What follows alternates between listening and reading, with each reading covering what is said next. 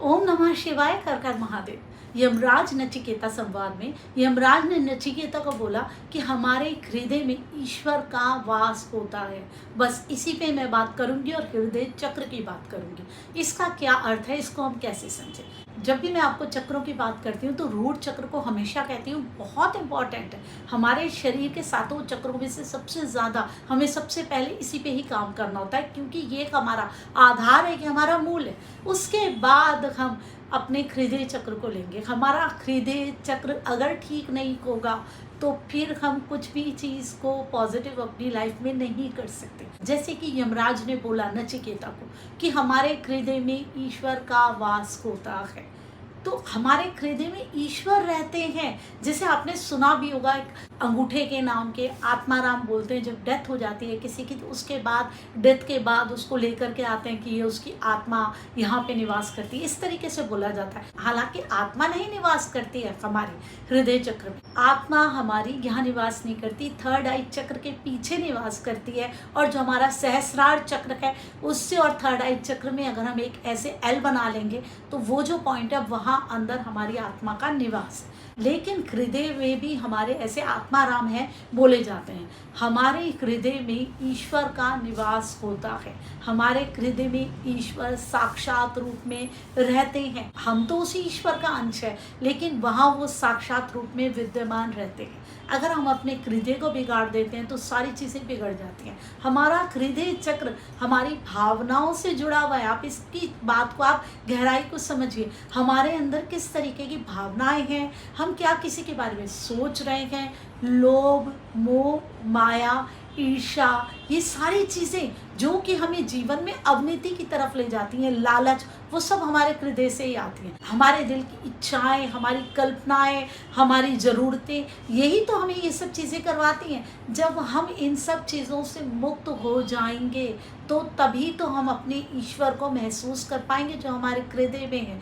अगर हम इन सब चीज़ों में लिप्त रहेंगे तो फिर हम अपने उस ईश्वर को कैसे खुश रख पाएंगे। आप देखिए, अगर आप किसी का बुरा कर रहे हैं ना तो आपको खुद ही अंदर से आवाज़ आती है, ये क्या हो रहा है, ये क्या कर दिया आपने, ये क्यों कर दिया। तभी तो बहुत सारे लोग किसी का बुरा करके ना उसके बाद क्या करते हैं, वो दान पुण्य ही करते रहते हैं ज़िंदगी भर बाकी लोगों के साथ, क्योंकि वो अपने गिल्ट को कहीं ना कहीं फील कर रहे होते हैं। उसके लिए बहुत सारी ऐसी चीज़ें करते हैं। और क्या होता है कि उनको अपराध बोध कभी कभी इतना ज़्यादा परेशान करता है, मानसिक रोगी हो जाते हैं, खुद ही अपने अपराध के बारे में बोल देते हैं। क्योंकि हम अगर कुछ गलत काम करते हैं तो हमारी ऊर्जा खुद की हमें धिक्कारने लग जाती है। ऐसा क्यों किया, ये कहाँ से होता है, हमारे दिल से होता है, हमारे हृदय चक्र से होता है। हमारे हृदय चक्र में बैठे हुए जो हमारे साक्षात ईश्वर हैं वो और हमारी आत्मा, ये कभी भी किसी भी गलत बात को सहन नहीं करते। और हम अपने हृदय चक्र को बिल्कुल बिगाड़ करके बैठे हैं। जो हमारे हृदय चक्र में, जो हमारे हृदय में ईश्वर है, उसको हम बिल्कुल इम्पोर्टेंस ही नहीं देते, हम उसकी सुनते ही नहीं हैं।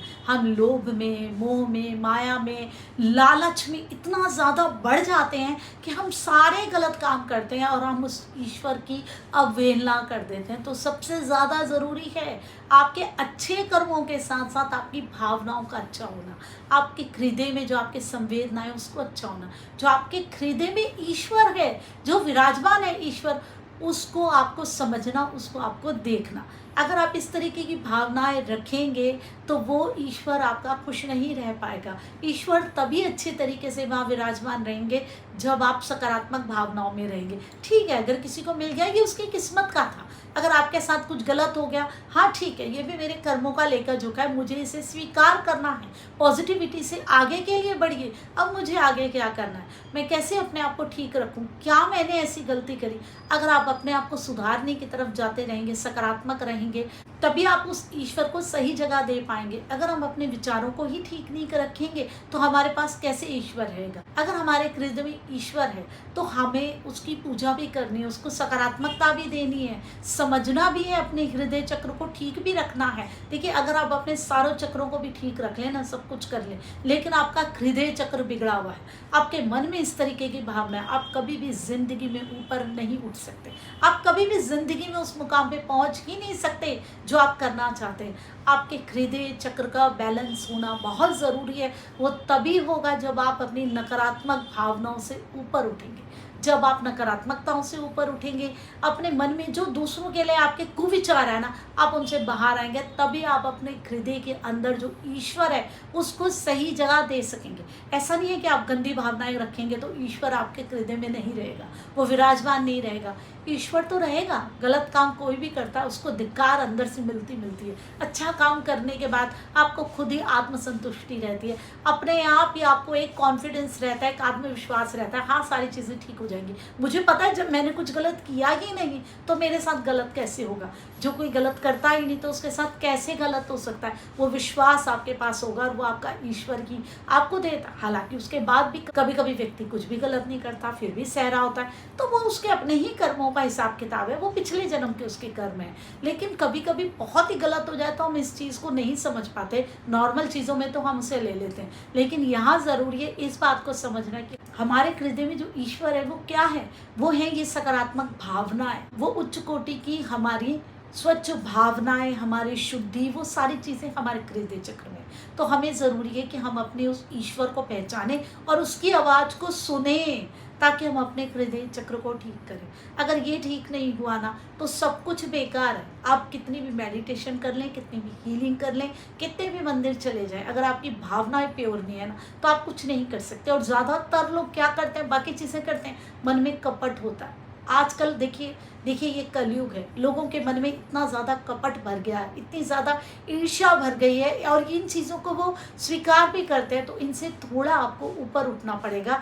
आप अगर चाहते हैं कि आप अपने गोल्स को लें, अपने लक्ष्यों को लें, क्योंकि ये उसमें आपके अवरोध पैदा कर रहे हैं, आप नहीं समझ पाते। कॉम्पिटिटिवनेस इतनी बढ़ गई है, कहीं ना कहीं ये ईर्ष्या को पैदा कर रही है, और ये ईर्ष्या आपकी राह में रुकावट ही डाल रही है। आपने उस कॉम्पिटिटिवनेस को औरों से निकाल देना है, अपने साथ कंपटीशन करना है, अपने लेवल पे खुद से कंपटीशन करना है, खुद से खुद का मुकाबला करना है। खुद कितनी आपकी क्षमता है उससे ज़्यादा खुद हमेशा करके दिखाना है, इस चीज़ को लेना है। भावनाएं वही हैं, खुद अपने आप से ही अपने मुकाबला करने वाले बनिए ना, तब आप उन सकारात्मक भावनाओं को ले सकेंगे और अपने हृदय चक्र को ठीक कर सकेंगे। और जो आपके हृदय में विराजमान है ईश्वर, उसको आप सही जगह दे पाएंगे। और फिर देखिए आपके कैसे काम बनते हैं, आपका हृदय चक्र कैसे बढ़िया हो जाता है, अच्छा हो जाता है, फिर आपकी चीज़ें एकदम बनने लग जाएंगी।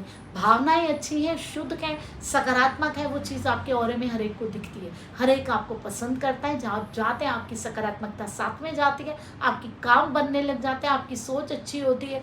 फिर और जीवन में क्या चाहिए, आत्मसंतुष्टि आपको उस लेवल पे बिठा देती है जहाँ आप कभी बैठ ही नहीं पाए थे। ओम नमः शिवाय, हर हर महादेव।